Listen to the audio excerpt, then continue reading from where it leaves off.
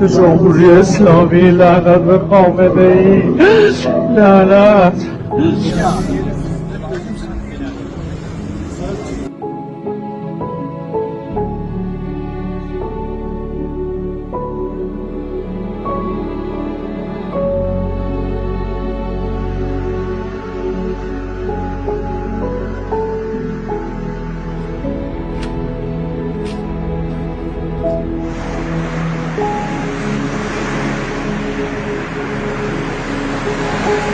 President Trump, this is your moment. The people of Iran need your help.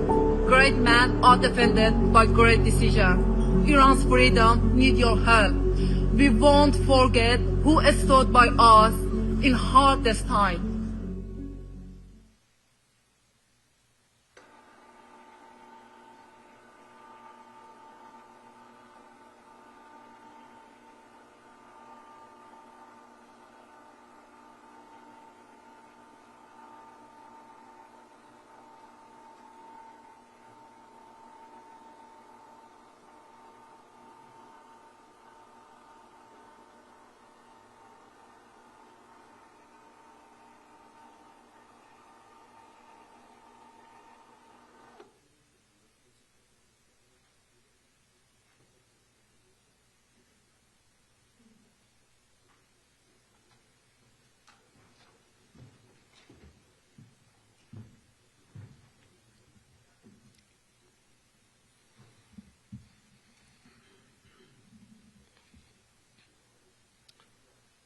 Before I begin, please join me for a moment of silence for the courageous Iranian people who paid the ultimate price for freedom over the last 2 weeks.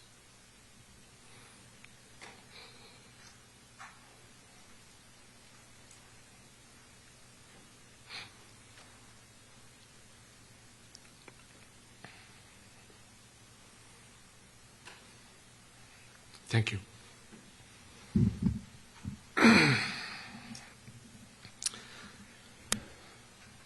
The truth is now undeniable. The so-called Islamic Republic is not the government of Iran.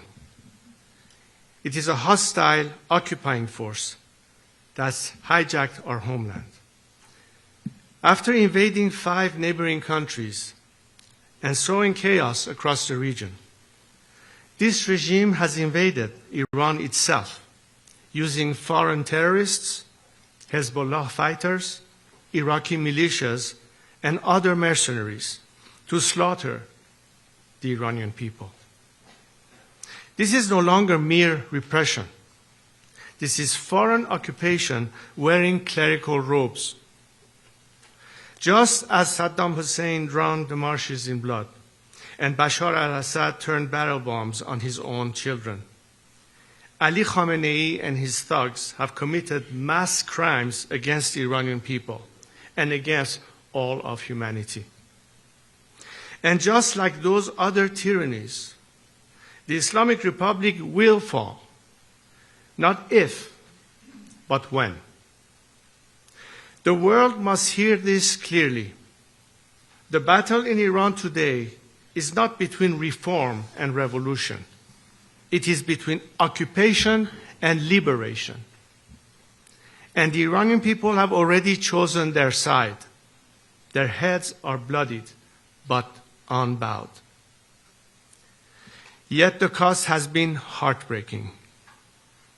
The people of Iran are being slaughtered in the streets and in their homes by a regime that shows no mercy. More than 12,000 Iranians were massacred in 48 hours. One murder every 14 seconds. Khamenei's killers even hunted the wounded protesters in hospitals and executed them in cold blood. The regime collected piles of bodies with dump trucks and forced worried families to search unlabeled body bags. They refused to return bodies for burial without payment for the cost of the bullets that killed their loved ones. and where a family cannot pay up to several thousand dollars, and most of them can't, they bury the dead in unmarked mass graves. And despite the lies you're hearing from the regime, its bloodlust has not diminished. The slaughter has not stopped. My brave compatriots, still holding the line with their broken bodies but unbreakable will, need your urgent help right now. Make no mistake, however, the Islamic Republic is close to collapse. Ali Khamenei and his thugs know this. That's why they are lashing out like a wounded animal, desperate to cling to power. The people have not retreated. Their determination has made one thing clear. They are not merely rejecting this regime, they are demanding a credible new path forward. They have called for me to lead. The bond between me and the Iranian people is not new. It's been with me since birth, and it cannot be broken. Even in exile, I pledged my life to the service of the Iranian nation. When Saddam Hussein invaded Iraq, I volunteered as a fighter pilot to defend my country against his invasion. Today, as my compatriots call on me for leadership, I reaffirm my lifelong pledge by stepping in to lead the movement that will take back our country from the anti-Iranian hostile force that occupies it and kills its children. I will return to Iran. I am uniquely positioned to ensure a stable transition. That's not my opinion. That's the verdict delivered loudly and clearly by the people in the face of bullets. Large sections of the army and security forces have already refused to participate in the killing of civilians. They have whispered their loyalty to me. Tens of thousands have already signaled their readiness to defect, and this process has been underway for months. What's clear is both the public and members of the military see me as a national figure who can unite all opposition forces from every background, ethnicity, Republican and monarchist, right, left, and everything in between. I have a comprehensive plan for an orderly transition which is ready to be implemented immediately. The Iranian people are taking decisive actions on the ground. It is now time for the international community to join them fully. Today, I ask the world to do 6 things. First, protect the Iranian people by degrading the regime's repressive capacity, including targeting the Islamic Revolutionary Guard leadership and its command and control infrastructure. Second, deliver and sustain maximum economic pressure on the regime, block their assets worldwide, target and dismantle their fleet of ghost tankers. Third, break through the regime's information blockade by enabling unrestricted internet access. Deploy Starlink and other secure communications tools widely across Iran, and conduct cyber operations to disable the regime's ability to shut down the internet. Fourth, hold the regime accountable by expelling its diplomats from your capitals and pursue legal enforcement actions against those responsible for crimes against humanity. Fifth, demand the immediate release of all political prisoners. Sixth, prepare for a democratic transition in Iran by committing to recognize a legitimate transitional government when the moment comes. Supporting the Iranian people is not an act of charity, nor is it unwarranted interference. Global stability itself depends on the removal of this regime. Its 47 years of exported terror, nuclear threats, and regional chaos must end. This does not require putting boots on the ground. The Iranian people's boots are already on the ground. They are the ones marching, sacrificing, and fighting for their freedom every single day. What they need from the world is resolute, targeted support to protect lives, amplify their voices, and hasten the collapse that is already underway. But let me be clear, with or without the world's help, the regime will fall. It will fall sooner, and more lives will be saved if the world turns its words into action. A free, democratic Iran will not be a source of endless crisis. It will be a pillar of peace, partnership, and prosperity for the Middle East and beyond. The choice is clear. Stand with the people now, or watch the cycle of instability continue. As I have said to my compatriots, the noble and courageous people of Iran, particularly the young generation, I speak directly to you. Know that you have commanded the world's attention and admiration. History itself stands in awe of your bravery and your sacrifices.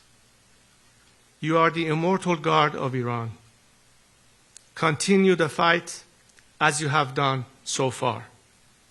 Do not allow this regime to create the illusion that life is normal.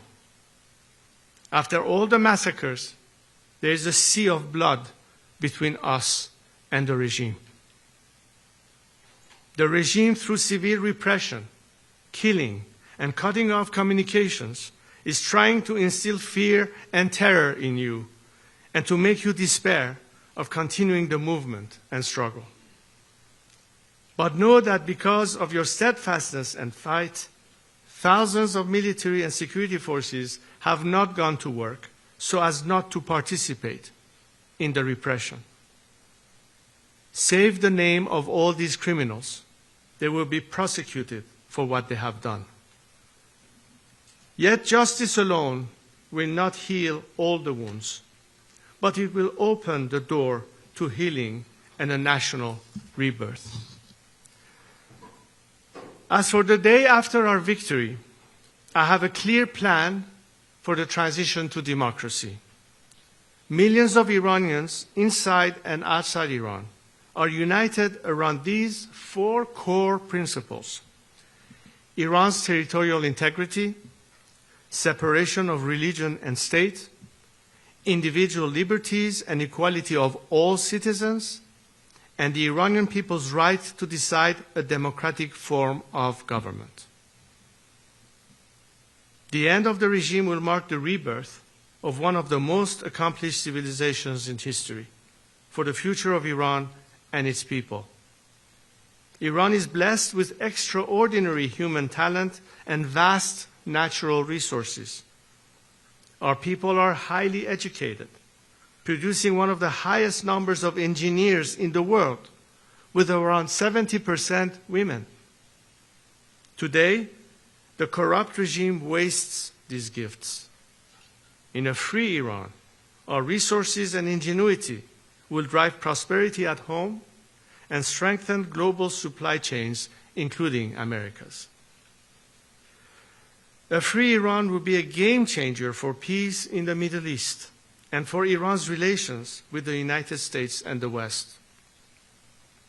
The Iranian people love America and hate this regime. After its collapse, instead of death to America, the world will find a nation that embraces America as a true friend. President Trump brokered the Abraham Accords, bringing peace between Arab nations and Israel. I see extending this idea to a free Iran through what we could call the Cyrus Accords, honoring our ancient heritage of tolerance and partnership. The possibilities are endless. There will be a peaceful, stable, and orderly transition. My team of experts have developed a plan for the first 100 days after the regime's collapse and the long-term reconstruction and stabilization of our country. It is backed by business leaders and provides a detailed roadmap for national recovery. Restoring economic confidence, ensuring that essential services continue uninterrupted, and laying the foundation for prosperity in a free Iran. A constitutional process will follow under international observation, allowing Iranians to finally determine their own destiny through free and fair elections. A free and democratic Iran that emerges will live at peace with our neighbors. It will be an engine of growth and opportunity in the region and the world. There are moments in history where the moral imperative for action is so strong that the weight of inaction becomes unbearable. This is one of those moments. The people of Iran have risen to reclaim their country. History will honor those who stand with them. Long live Iran. Thank you.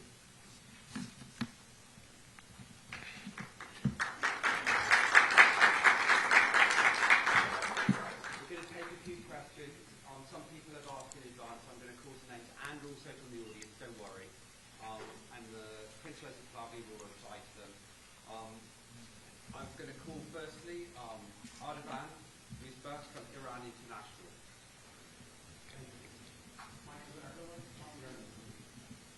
This moment, we have millions of the Persian houses in store.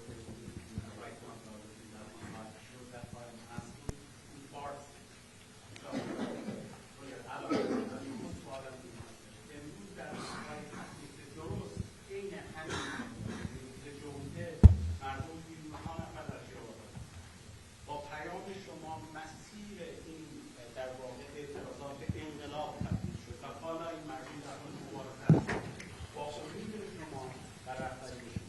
سوال من در این لحظه اینه شما چه چیزی برای گفتن در این لحظه به ایرانیانی دارید که در حال مبارزه هستند؟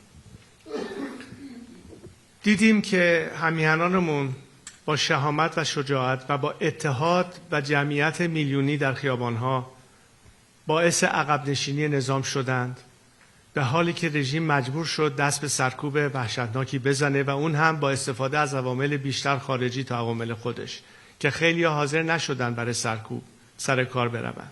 این نمونه و علامتی است از قدرت مردم و ضعف نظام.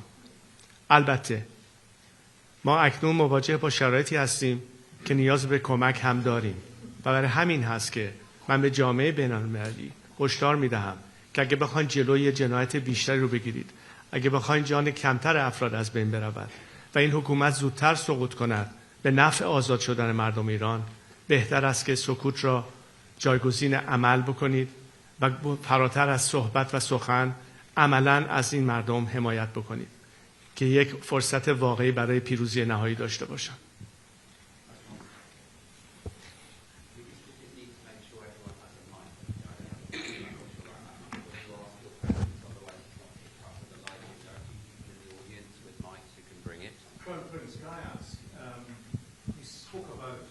Can you introduce yourself? Excuse me, sir. Can you just introduce yourself?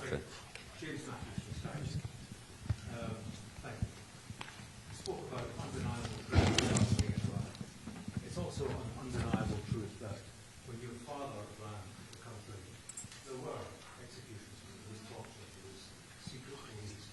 What would you say to Iranians today who are concerned that under your leadership they would be swapping one dictator for another? First of all, I let historians write history. I'm here to make history, not to write it. Second, you hear the Iranian people standing behind me and calling my name. This doesn't occur incidentally. They have known my track record. They know my unwavering commitment to democracy and human rights. This has been my position the day I started and remains my position to this day. They know they can trust me because they've never seen me waver from this. And ultimately, what I'm trying to make sure is the final element that will prove to the Iranians that are in full control of their own destiny, is to turn power back to them, a power that has been taken away from them by this regime, which we are fighting today. That's my commitment, and they can trust me on that. Bloomberg.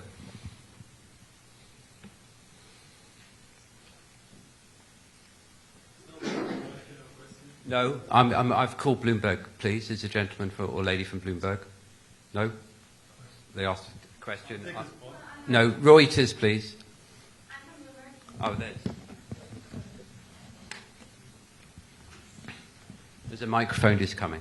Thank you. Hi, I'm Riley Johnson from Bloomberg. Are you having any further conversations with Witkoff or the Trump administration? Look, these are sensitive times, and I'm not going to discuss details of who I'm meeting with and what has been discussed. What I can tell you, however, is that there is strong support for the Iranian people, and I believe that President Trump is a man of his word, and ultimately he will stand with the Iranian people as he has said. Lady from DW. Thank you very much. I'm with Deutsche Welle, Germany's international broadcaster. Thank you so much. I have two questions. We saw a slide there saying Donald Trump help. What exactly does this mean? What do you hope Donald Trump to do? And my second question is regarding Europe and especially Germany. What do you hope for Europe does to support your cause? Thank you very much. Thank you for the question. Well, clearly, President Trump did say that if the regime was to hit the Iranian people hard, they would be faced with serious consequences. The Iranian people have taken his word as a man of his words, as I said. They know that unlike his predecessors that threw us under the bus one time, this president is not about to do the same thing. And that's very encouraging and empowering. Number two, you asked me about European countries. Look, we already are past the point of whether you should subscribe the IRGC as a terrorist organization or not. And frankly, I'm flabbergasted that there are still some countries that are not willing to take the next step, as if they are supposed to worry about how the regime would retaliate. This regime is on its last leg. It's about to collapse.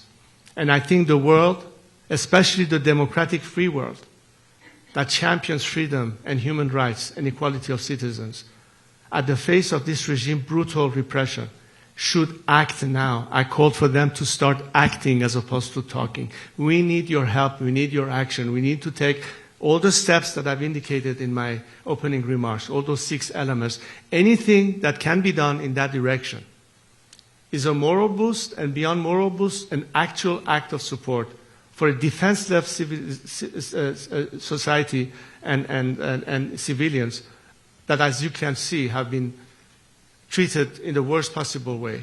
And the only hope they have is that their fight for freedom, their sacrifices, will be less loss of life based on your action to expedite this regime's collapse. That's what the Iranian people are expecting from you. And let me reiterate, as I said again, we are not waiting for you to act to continue our fight. We are. But imagine how much more we can protect more innocent lives from dying by acting and helping us today. These are critical moments that are game changers, not just for us Iranians, but for the whole world. This is what we need from you, so help us. Reuters. Microphone over here, please. Thank you. Humaira Pamuk from Reuters. In an interview a couple of days ago, President Trump actually expressed some doubts about your support inside Iran. How are you planning to win him over, convince him that you do have the support that you say you do? Also, you're talking about thousands of potential defectors, but the IRGC and other forces have hundreds of thousands. So how are you going to assert your control over this establishment? And are you, anytime soon, going to meet with President Trump? Are you making an active effort? Thank you. President Trump has said that it's up to the Iranian people to decide. And I totally agree. I've always said it's for the Iranian people to decide. And I think the Iranian people have already demonstrated in great numbers who it is that they want them to lead to this transition. So I'm confident that I have the support of my compatriot, and it's for the international leaders to assess the fact on the grounds and see who is capable of doing that. I believe I can, and I have the Iranian people's support. And of course, if anybody in the world is willing to help the Iranian people achieve that goal, that's what I'm trying to do, to help them liberate themselves and attract as much support as I can internationally to be behind the Iranian people this time and on the right side of history. Now, as far as the defection goes, this campaign has started months ago. We started this, in fact, I announced it in another press conference I had in Paris a few months ago. Some of you might have heard about it.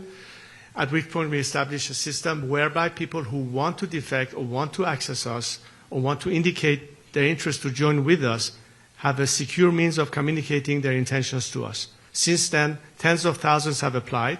Many of them are from the security forces in Iran, police force, military, IRGC, and we are vetting them as we're speaking.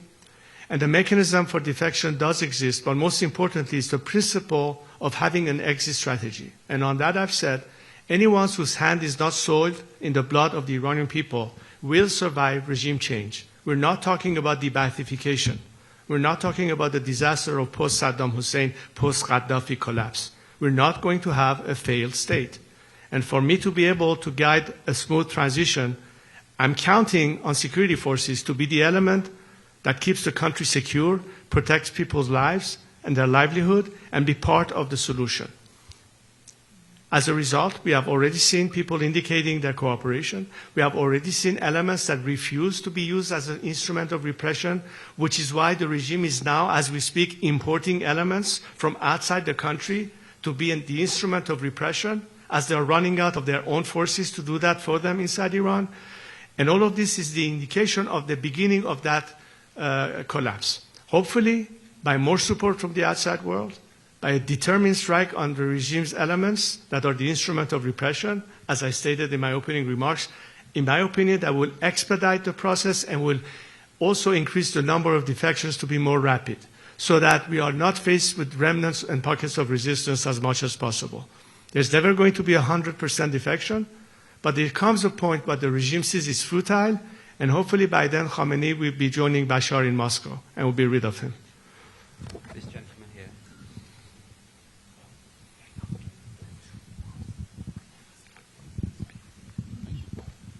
So good morning, thank you. Ben Leo from GB News in London.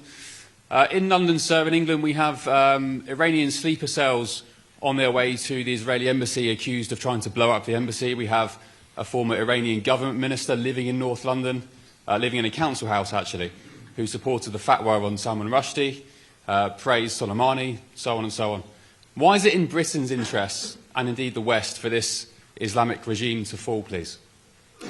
Look, I'm sorry, could you repeat? I want to make sure I understood your question. Could you repeat it, please? We have lots of Iranian sleeper cells and activity Right. in London.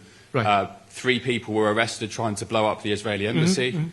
Some months ago, there's a former government minister living in North London who supported Soleimani, backs the fatwa on Rushdie. We have lots of Iranian activity in the UK connected with the regime here in Iran. Sorry. Why is it in Britain's interests and the West's for this regime to fall? Right. Well, I'm glad you asked the question because, in fact, one of the topics that I raised in some discussions I had the last time I was in London with former prime ministers was exactly to explain to them the mapping of every instrument that the regime is using under Khamenei's direct supervision through so-called centers through which they antagonize British citizens and, of course, many of those sleeper cells that you indicated. It doesn't stop in England, by the way. They are in America as well. So we're trying to explain to various governments the whole methodology that the regime is using with assets they have on the ground in respective countries, not to mention money laundering that goes on in many countries, including in Great Britain. So there are many ways that they can push back against that and protect not only the citizenry of whether it's Great Britain or America, but in what way it connects to why we need to do that ultimately by putting an end to the regime. And one thing that is now becoming even more clear, and the fact that the regime could be threatening the world as a last gasp, we should not allow this regime to catch a second wind and be able to do further damage, which is why The strike is not just needed to help the Iranian people overcome this unfair disadvantage, but it's also one way to completely dismantle the regime's aspect of threatening and cut off the chain of income that it uses to fund all of these operations, including the sleeper cells, which is why I'm also calling for any means to cut off the lifeline to the regime, which is its revenue from whether it's oil exports or whatever other means of income that they have. We need to dry the well that funds terrorism once and for all against the Iranian people and the world. So, hello. Dan Rivers from ITV News in the UK. 2 US aircraft carriers are heading, we understand, to the Gulf, and Donald Trump has said help is on its way, but they may take up to 10 days to get there, and meanwhile more and more people are dying. Are you losing faith in President Trump? I believe the president is a man of his word, as I said before. How many days it might take, who knows? Hopefully sooner than later. But as I said before, regardless of whether action is taken or not, we as Iranians have no choice to carry on the fight. We're halfway across the river. There's no turning back. We will continue. The quicker the action happens, the more lives can be saved, and the sooner we can see the regime's collapse. So timing is, of course, important. And I would still believe in the president's commitment that help is on the way. But does he need to do something today, tomorrow, to help your fellow countrymen who are Well, dying? I'm not the president's advisor. All I can say that Iranians are, of course, right now as we speak, witnessing the kind of massacre that has been unprecedented in human history. And this is why the urgency becomes quite clear. The timing, I leave it to the experts to decide. All I can say is the sooner the better. Okay, I'm going to call now Ben Amini from Manitou. Microphone over here, please. Sorry, there's too much bright light. I can't see who is where. Okay, now I see you. Thank you. Thank you. علی حضرت از نخستین من بهنام امینی هستم از تلویزیون منوتو. از نخستین روزهای انقلاب ملت ایران منوتو گزارش‌های متعددی از شهروندان دریافت کرد مبنی بر اینکه بخشی از نیروهای سرکوب در خیابان‌ها ایرانی نیستند. این موضوع گمانه‌زنی‌های درباره حضور شبه نظامیان خارجی به ویژه از عراق و لبنان رو ایجاد کرده. موضوعی که امروز با گزارش رسانه‌های بین‌المللی درباره ورود دست کم 5000 نیروی مزدور از عراق برای سرکوب مردم ایران جدی‌تر شده. شما به عنوان رهبر انقلاب ملت ایران این گزارش‌ها رو چطور ارزیابی می‌کنید و حضور اونها نشانه چیست؟ سپاسگزارم. ببین این دقیقاً علامتی است از ضعف نظام به مفهوم این که حتی عوامل خودی به اندازه کافی نداره برای سرکوب مردم و مجبور میشه از بیرون عوامل خارجی رو وارد بکنه. اگه این نظام امکاناتش رو داشت از نظر ایجاد رعب و ترس نیازی به وارد کردن عوامل خارجی نمی بود. این نشانه ضعفشونه و یأسشونه. البته توحششون مشهوده. چون میدونن که به آخرین طریق ممکن میخوان در مردم ایجاد تردید و ترس بکنن. فکر کنم مردم ایران بر این ترس غلبه کردن. اما وقتی که میبینیم این نظام دست به این کار میشه اینجاست که جامعه بین‌المللی باید متوجه بشه که این نظام حتی حاضر عواملی از خارج بیاره بر سرکوب مردم خودش و تا این حد وقیح هست. به هر حال من فکر کنم که دنیا امروز تصمیم گرفته برای عکس‌العمل نشان دادن و به زودی شواهدش رو خواهیم دید. A quick translation for those of you who don't speak Farsi. The question related to the regime's importing foreign elements into Iran to use as a mechanism of repression. And I said that this is a clear indication of the regime's weakness, that it cannot even count on its own forces to do the dirty job, and it has to resort to bring people from the outside. But reason more for the world to realize that as this desperation act of the regime to try to brutalize its own people as a last gasp effort cannot be left unanswered, which is why we're calling for the world to help us out. Thank you. AFP, please.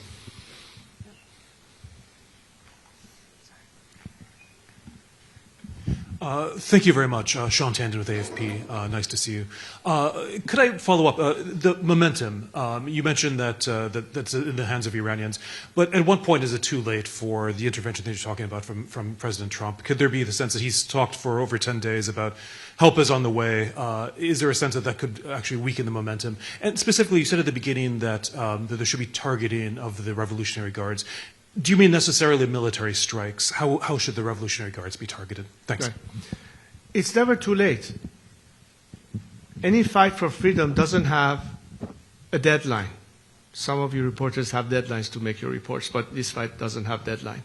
We will fight until we win.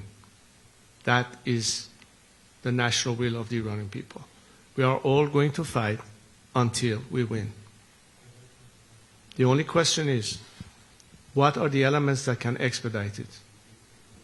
And the immediate issue remains, what will hurt the regime most? By dismantling its apparatus of state terror and repression. A lot of it are the regime's military, paramilitary assets, mostly IRGC targets. So I'm calling for a surgical strike on those means. And I think it should be quite obvious to any of you. How do you weaken a regime's first and foremost means of instituting terror at home or terrorism abroad? And all ties, the targets are quite obvious. You're not going to hit a factory or a school or a hospital. Clearly, it's obvious what the targets should be. And the regime knows it. And that's exactly what those who have to decide how to decide what should be the legitimate targets will decide upon it. I think the Iranian people naturally say the people who hurt us the most should be the first one to be targeted. And I think that it should be quite obvious what should be done, in my opinion. CBS.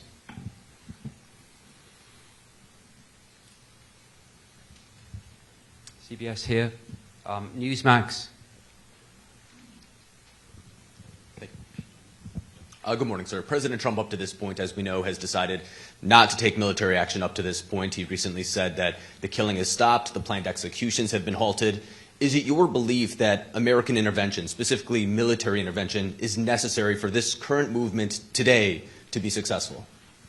As I said in my opening remarks, the Iranian people are defenseless on the streets, unarmed against a regime that is unleashing on them with military weapons, AK-47s, assault cars, trying to rip them apart. And these are the odds that are not fair for a nation that is trying to overcome a regime by means of protesting peacefully on the streets. So the only way you can equalize the playing field is to help them have a better chance by weakening the regime's apparatus of repression. And these are mostly paramilitary institutions such as the IRGC. IRGC has been the main instrument of the regime's repression at home and terror abroad. So clearly, any strike on those entities will facilitate our task, will prevent more loss of lives, and will weaken the regime to a point that resistance will be futile. And we will try to encourage the regime's top echelon to ultimately depart, and the rest of society will know the regime is now totally crumbling, and we are prepared to collect the rest of them that will then rally around the people and stand with them, and hopefully we can enter the phase of transition. This is pretty much the scenario I see unfolding, but right now the decision is in the process of being made. I'm not going to speculate where it is right now. I'm not going to go follow every headlines that the news says in any news cycle. There's a lot that is happening and it's unfolding, and I'd rather not speculate. All I say is that if action happens, great. If it doesn't, we will still fight. The difference is it will be longer, costlier to us as a nation, more loss of life. And if the world does care about Iranian loss of life, then they better act and equalize the playing field for us, so we'll have a better chance to succeed with less casualties and less deaths in the process. Thank you. Robert Tate from The Guardian. Mr. Pahlavi, you have said you have a detailed plan to lead the transition when the regime falls. Does that include establishing a constitutional monarchy on the basis of the one your father was head of? Or do you foresee yourself as merely a transitional or temporary figure? And if so, how would that differ from the vow of Ayatollah Khomeini in 1979, who said at the time of the revolution that he would simply be a transitional figure who would return to home and would retire from active politics only to set up a repressive theocracy? I mean, can you give a pledge he would not be a second Ayatollah Khomeini. I invite all of you after this press conference, and I have some of our experts available to you to explain all of this process in more details. One of the projects that I started a few years ago is called IPP, Iran Prosperity Project. This project is meant to address all of the issues, beginning with the first 100 days of how to manage the transition and stabilize the country. Midterm range anywhere between 6 months to 2 years of the rest of the normalization phase, and ultimately Iran's development down the line.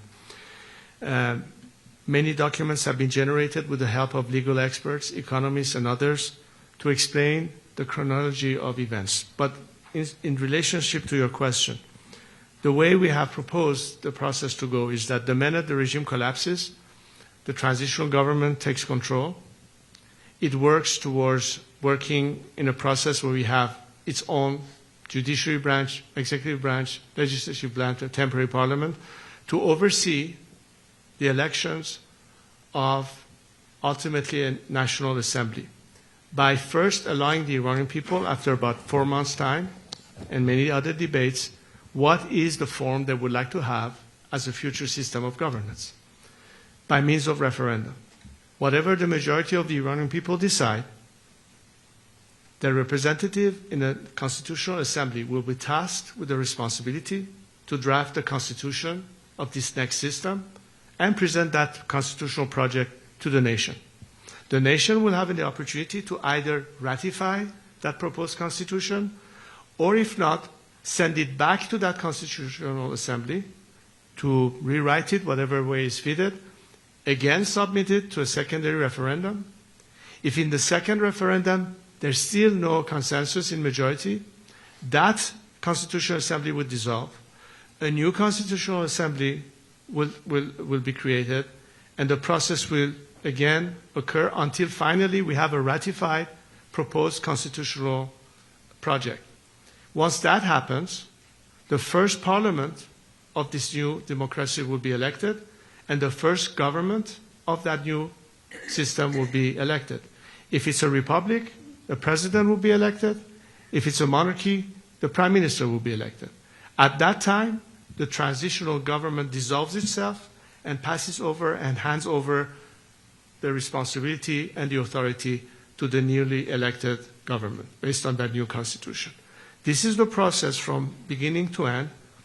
My role in all this is to lead this transition, help with the transitional structure, bring in all the elements that check all the boxes, because the country has to function. Day one, somebody has to pick up the trash. The train has to run on time. Basic services have to be provided. And at this stage, what we are inviting to have the quickest, smoothest transition, the maximum participation, on the one hand, of the military and paramilitary forces to play their role, and the civil society and the bureaucracy to be also in place to be able to address these things. So the majority of these instruments are already in place. And again, against the model of debathification, we count on the majority of these people to remain in their jobs. We want to make sure that the world can help us, so the transitional government can pay salaries so people can maintain their jobs and do all of that. All of these things have been studied and explained in details. And as I said, I invite you to study those, I don't know, I think at least 170 pages of it. And as I said, we have our experts here who can further in detail explain to all of you what is it exactly that we propose. But in a nutshell, this is what we're doing, and this is the process you can expect and anticipate. Thank you. On BFM.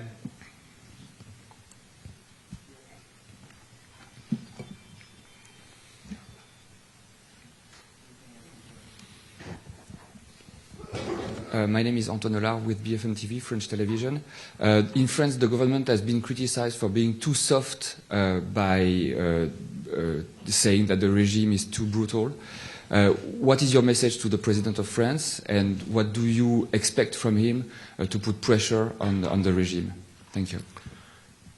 Again, I think the more we have solidarity from the international community, and France is a very important country. The relationship that France has had with Iran goes back centuries. I know many French people. I know their sympathy and their appreciation and love of Iranian culture and whatever it is that we stand for. And we had very good relationships in the past. The question is, what is the behavior of this regime?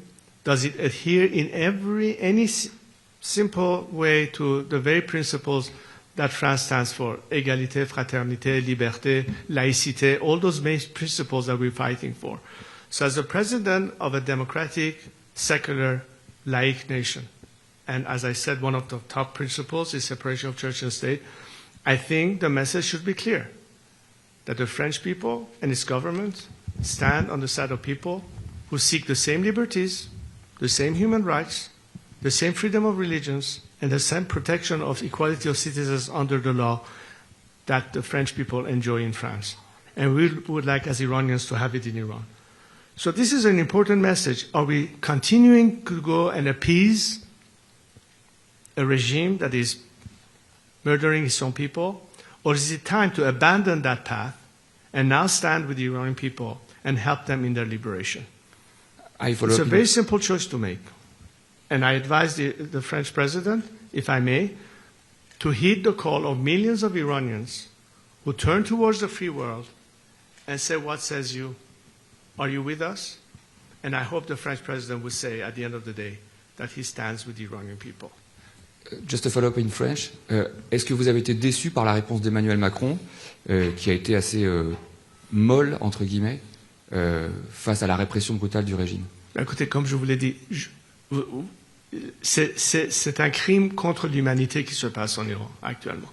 Ça dépasse toutes les limites de tolérance possible, ou de vouloir dire qu'on veut garder une ligne de communication pour des raisons de négociation diplomatique, etc. Je pense qu'on a déjà dépassé ce cas. Il ne reste qu'une seule solution.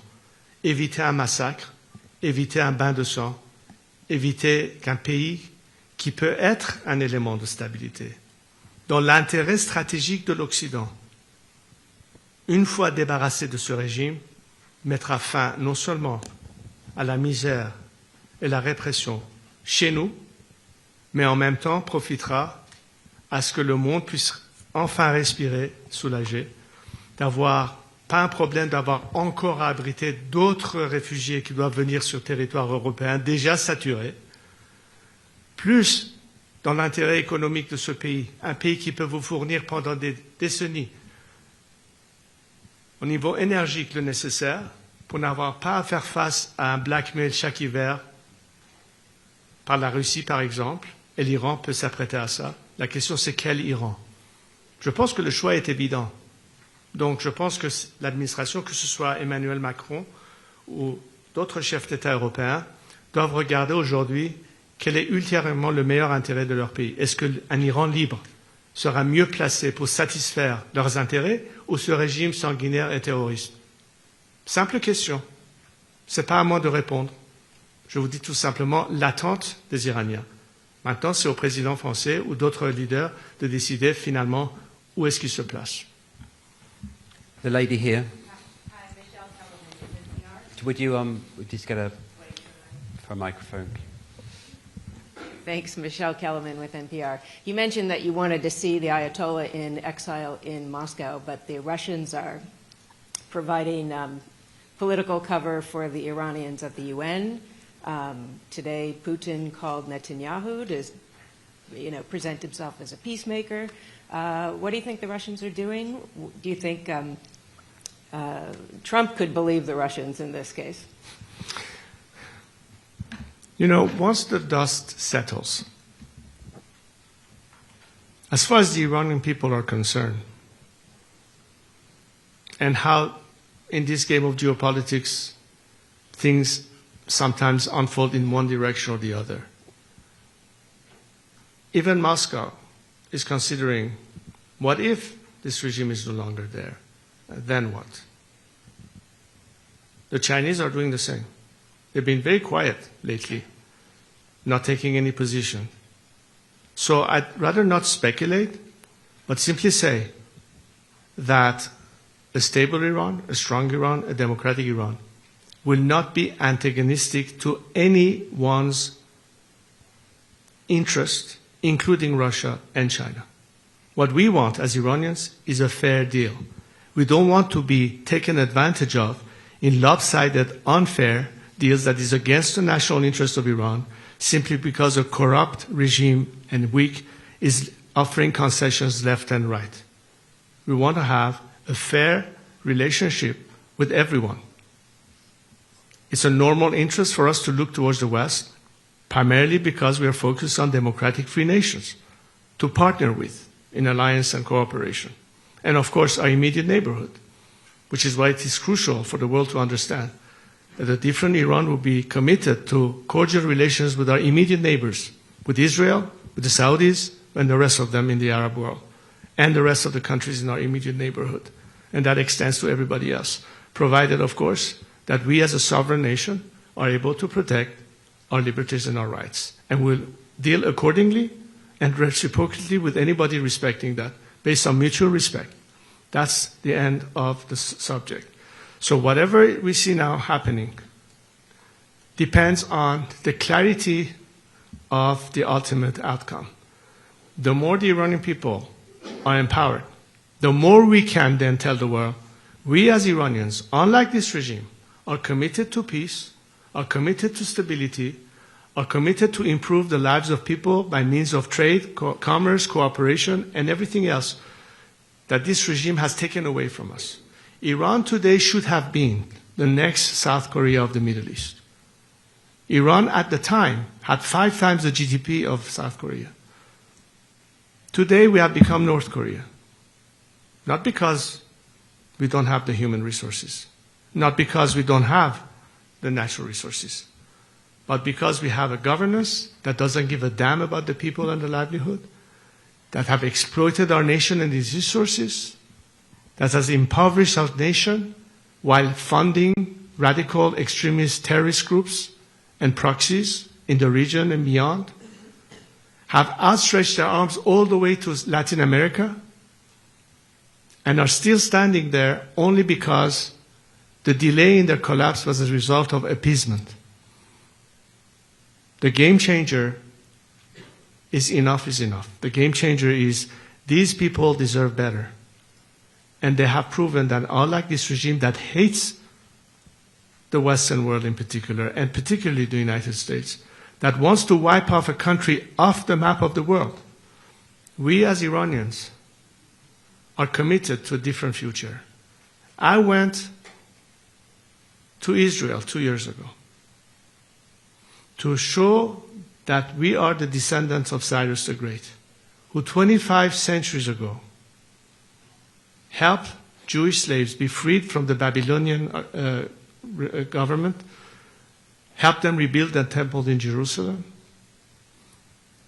a country that in the Second World War period gave refuge to Jews escaping the tyranny of Hitler, a country that, unlike this regime, wants to have cordial relationship with the state of Israel and the rest of our neighbors, a country that holds high in our principles and values the first Declaration of Human Rights that Cyrus the Great provided, that was inspiring people like Thomas Jefferson and was encoded into the American Bill of Rights and Constitution or Declaration of Independence. We have pride in that. And the children of Cyrus are not telling you that we are committed to that. That's when I talk about the Cyrus Accords is in that spirit. This is not me saying it. This is our nation, its culture, its national identity. And this is your truest friend that is now being clobbered, as you saw in that video, by a regime that is un-Iranian and is a threat to all of us. And this is what's at stake, simply at the end of the day. So it's better for all of us to now think of how different the world will be with a liberated Iran. And this is our moment in time. This is Iran's chance to finally, after 47 years, liberate itself. And I hear people from across the world. I see how much sympathy now there is for Iranians, from Australia to Argentina to Canada to Sweden to many, many, many, many countries that are standing with the Iranian people. The people do. Now it's time for their governments to be online and on par with the expectation of various countries that are demonstrating their support for the Iranian people, and even they ask their respective governments to act. It's not just Iranians asking the outside world to act. People in different countries are beginning to ask their governments to act. And I hope that such governments hear their people and our people and stop listening to the regime that has been lying to them deceitfully and is hanging on to power by yet trying to find another opportunity to get out of this quagmire. Let's not give them that chance yet again. I'm afraid last two questions, BBC Persia and then NDTV. BBC Persia first. Is that BBC Persia? خشیار جانی به BBC Persian. شاهزاده من با اجازهتون فارسی سوال میپرسم. شما زمانی که تظاهرات بود در ایران در زمان پس از مرگ مهسا امینی صحبت از اتوبوسی کردید که از همه دعوت کردید سوار این اتوبوس بشن. الان در خیابون‌های ایران، تهران، مشهد، اصفهان، شهرهای کوچک و بزرگ اسم شما و خانواده شما رو صدا می‌کند. آیا هنوز این دعوت وجود داره برای اینکه از دیگران بخواهید که سوار این اتوبوس بشن، همراهی کنند و اینکه بعضی از بخش‌های جامعه ممکن هست که نگرانی‌هایی داشته باشند، قشر مذهبی یا بعضی از اقلیت‌ها، پیام شما برای اونها چه هست؟ خیلی ممنونم. اولا بگم البته ببینید اون 4 شرایط اصلی رو که بیان کردم، یعنی هر کسی اساساً مسئله تمامیت ارضی ایران، مسئله جدای دین از حکومت، مسئله برابری شهروندان در مقابل قانون و حقوق فردی و نهایتاً حق انتخاب آزاد برای تعیین سرنوشت خودشون رو قبول و باور داشته باشند، مسافرین این به اصطلاح اتوبوس هستند و خواهند بود. برای همه افرادی که همگن و همسو با این حداقل اصول همبستگی هستند میتونن با هم کار بکنن. نمونهش این بود که چند ماه پیش در مونیخ در اون کنفرانس همبستگی داشتین، واضحاً دیدید که انواع اقسام جریانات، چپ، راست، پادشاهی خواه، جمهوری خواه، نمایندگان اقوام، نمایندگان اقشار مذهبی، ورزشکاران، هنرمندان، همه گونه طیف در اونجا بودن چون بر اساس این اصول توافق داشتن. ما اکنون کسانی داریم فرض بفرمایید خیلی هم مشخصاً موضع‌گیری کردن. من صحبت از مولوی عبدالحمید رو میکنم به عنوان نمونه و به عنوان مثال به عنوان رهبر مذهبی سنی در منطقه بلوچستان که کاملا اعتقاد به این مسئله جدایی از دین از حکومت دارند و فکر میکنم بسیاری از روحانیون کشور ما نیست که جزوی از این نظام و حکومت نیستن این رو نیز باور دارن و دست کم نمایندگان اقواممون و مذاهب مختلفمون میدونن که از زمانی که این نظام سر کار اومد تبعیض جنسی، مذهبی و قومی رو شروع کرد. ما همچین مشکلی قبلا نداشتیم و ضمانت این در آینده و قانون اساسی که محافظ حقوق بشر شهروندان ایران باشه تمام این ضمانت‌ها رو مجددا برقرار خواهد کرد. بنابراین هیچ عاملی برای نگرانی یا از غافل عقب موندن یا حقوق برابر نداشتن آنن از بین میره و بنابراین در اون آینده خواهند تونست که در آزادی کامل و در برابری کامل شهروندان متعدد اون مملکت یکپارچه باشند. این تعهدی است، نه فقط تعهد من، با تعهد تمام کسانی که معتقد به اون رسول هستند و اکنون در این جبهه واحد با هم داریم کار میکنیم تا این مسئله رو پیش ببریم. Last question, NDTV.